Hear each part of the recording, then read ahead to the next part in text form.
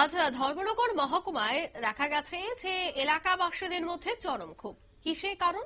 কারণ ধর্মনগরে প্রতিনিয়ত চুরি ডাকাতির মতো ঘটনা ঘটেই চলেছে, আর সেই জায়গায় পুলিশ নীরব দর্শকের ভূমিকা অবতীর্ণ বলেই অভিযোগ করলেন সেখানকার স্থানীয়রা।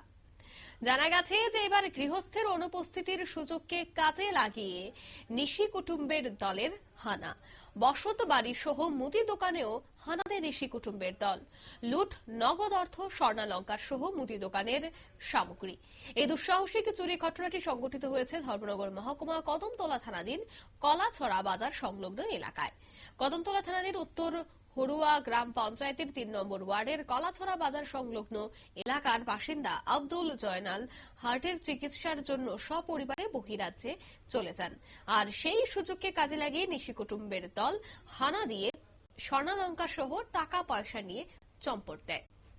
কি বলছেন এ বিষয়ে সংশ্লিষ্টরা, কি অভিযোগ তাদের শোনাবো।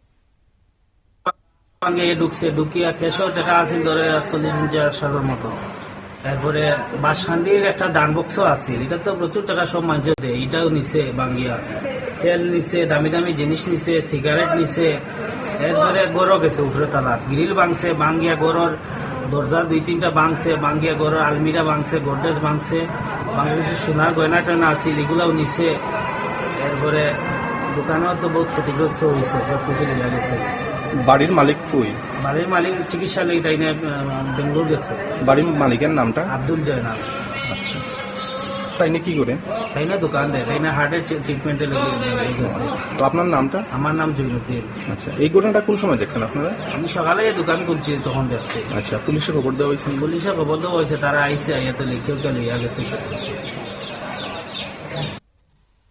আপনারা শুনলেন তাদের এই অভিযোগ। কদমতলা উত্তর এলাকার এই ঘটনাকে কেন্দ্র করে কিন্তু অবশ্যই চাঞ্চল্য ছড়িয়েছে, এবং পুলিশ যে নীরব দর্শকের ভূমিকা পালন করছে তা নিয়েও কিন্তু একরাশ ক্ষোভ উগরে দিচ্ছেন এলাকাবাসীরা। ঘটনাটি ধর্মনগর কলাছড়া বাজার সংলগ্ন এলাকায়। নিয়ে নিচ্ছে ছোট্ট একটি বিজ্ঞাপন বিরতির সঙ্গে থাকুন।